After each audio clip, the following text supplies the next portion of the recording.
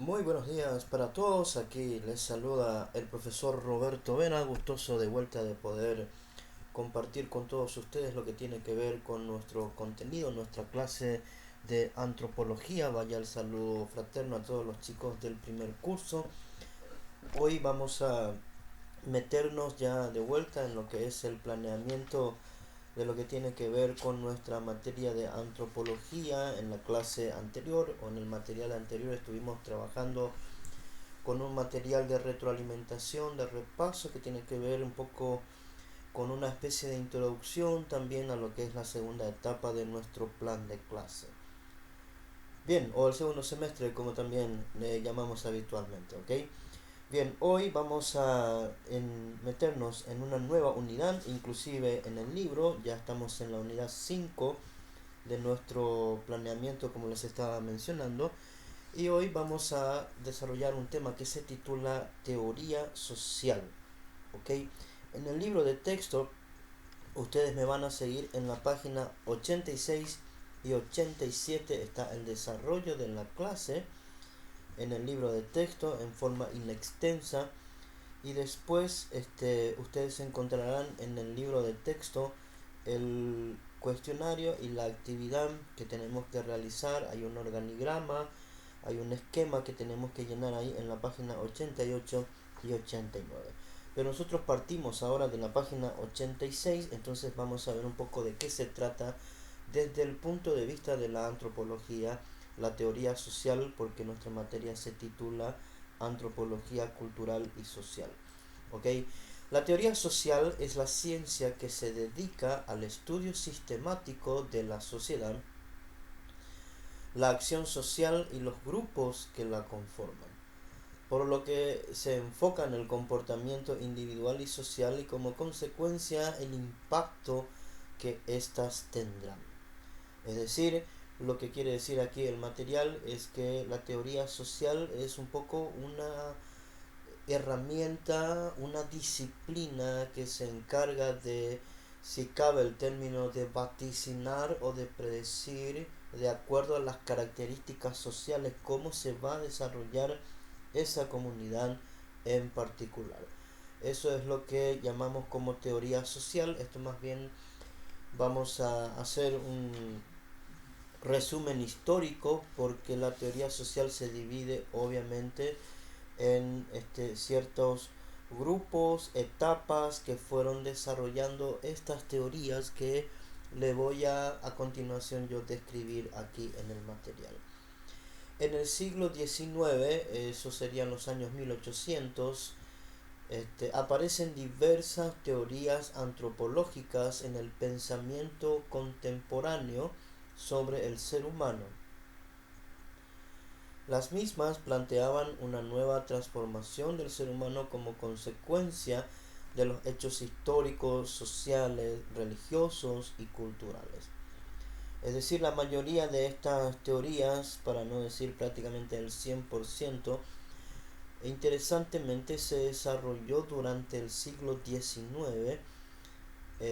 Gran parte de estas teorías fue un poco un despertar en el pensamiento de la antropología, que, como habíamos estudiado en las primeras clases, se encarga un poco de describir, de definir cómo es el ser humano de acuerdo a sus diferentes características, ya sea desde el punto de vista cultural, etcétera, social y compañía. ¿Ok? Eso entonces es lo que apareció a partir del siglo XIX. Y aquí lo que vamos a hacer es resumir o explicar, mejor dicho, lo que tenemos en el libro, en las páginas 86 y 87, las teorías antropológicas contemporáneas que se fueron dando, como les decía, a partir del siglo XIX. ¿Ok? El primero de ellos, ahí ustedes lo tienen en pantalla, es el difusionismo. ¿En qué consiste, en pocas palabras, el difusionismo? Es la hipótesis culta que afirma un origen fuera del lugar de ese origen. Es decir, el difusionismo lo que intenta un poco es explicar los fenómenos que no se dan dentro de esa cultura, sino que vienen de afuera. Su representante principal fue William Rivers. Ahí ustedes también lo van a tener, o ustedes pueden investigar. Algunos de estos representantes lo tienen descrito en la página 87. ¿Ok? Entonces eso es lo que el difusionismo explicaba o trataba de explicar: los fenómenos culturales que se dan en una sociedad cuyo origen no es propia de esa comunidad. Así podemos definir un poco en qué consistía la teoría antropológica social del difusionismo. El segundo es el particularismo. El particularismo, en sencillas palabras, consiste en que o enfatiza o defiende la teoría de que cada cultura es fruto de sus propias particularidades. Es decir, que cada cultura se define de acuerdo a sus propias costumbres, lo que pasa dentro de esa cultura. Y fíjense ustedes que es muy diferente al difusionismo, que habla un poco, aunque el difusionismo no trata de definir las particularidades de una cultura, sino estudia lo que se transfiere de afuera. Al contrario, el particularismo se concentraba en definir cuáles eran las características que siempre fueron propias dentro de una cultura. Para dar un ejemplo, por decir, dentro de nuestra cultura paraguaya, por ejemplo, el tereré es algo que obviamente surgió aquí mismo. eh, por lo menos no se sabe, no se tiene conocimiento de que la costumbre de tomar tereré haya venido de otros lugares. Entonces eso es lo que hace el particularismo. Estudia los fenómenos que se dan propios de esa cultura, o sea, que no haya venido de ningún otro sitio fuera de esa cultura. Su representante fue Frank Boas, un representante principal que tuvo esta teoría antropológica que definimos como el particularismo. El tercero es el funcionalismo. Es otra teoría antropológica que se puede resumir. Dice que el funcionamiento, bueno o no, influye en las acciones a ajustarse a dicho funcionamiento. Es decir, que una cultura funciona de acuerdo a las acciones que se van ajustando dentro de esa comunidad. Es decir, que lo que funciona bien en una cultura es porque se ha ajustado dentro de sus fines, dentro de sus conductas, o lo que funciona mal es porque dentro de esa cultura también no se ha ajustado bien. Ajustar en el sentido de aprender, de la repetición, de la experiencia, etcétera. El funcionalismo un poco lo que hablaba un poco es de ese conjunto de instituciones que el funcionalismo, por ejemplo, decía que en gran medida la característica principal de que una cultura funcione correctamente era cuando, o sea, se da cuando las instituciones funcionan bien o adaptan bien, o como dice ahí en pantalla, ajustan, y a través del aprendizaje se da un poco lo que se da en llamar el funcionalismo.